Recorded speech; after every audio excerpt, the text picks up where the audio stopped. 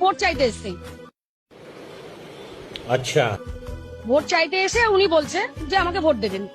তা আমরা বলেছি, আমার হাজবেন্ড বলেছে, আমি বলেছি আপনাকে ভোট দেবো না। কেননা আমরা মমতা ব্যানার্জির লোক, আমাদের কেটে দিলেও আমরা আপনাকে ভোট দেবো না। কেন আমাদের রক্ততেই লেখা আছে তৃণমূল।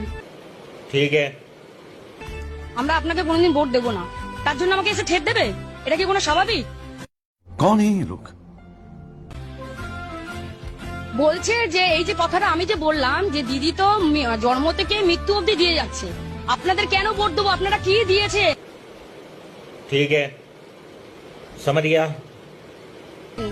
এর জন্য আমাদেরকে বলছে, আমাকে বলছে যে এই কথাটা যে পরে 4 তারিখে নিতে পারবেন তো। মানে ভোট নিতে আসছেন, কোথায় মাথা নিচু করে ভোট দেবেন মানুষের থেকে? আগে মানুষকে দেবেন, তারপর ভোট চাইবেন। তার আগে চাইবেন না, মস্তানি করতে আসবেন না। ভোট চাইতে প্রস্তুত পাচ্ছি।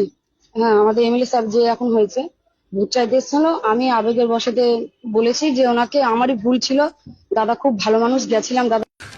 तू समझा? हाँ। नहीं, तू समझा नहीं।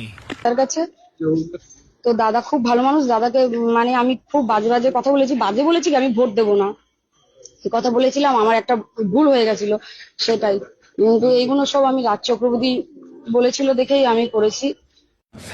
एकदम इन्होंने वक्त बदल दिया, जज्बात बदल दिए, जिंदगी बदल दी। एक কিন্তু এখন আর ওনাকে আমি পাশেই পাচ্ছি না, আমরা এত বিপদের মধ্যে রয়েছি। ওনাকে কিন্তু কৌস্তবদা আমাদের পাশে আছে, উনি বলেছে সারা জীবন তোমাদের পাশে থাকবে।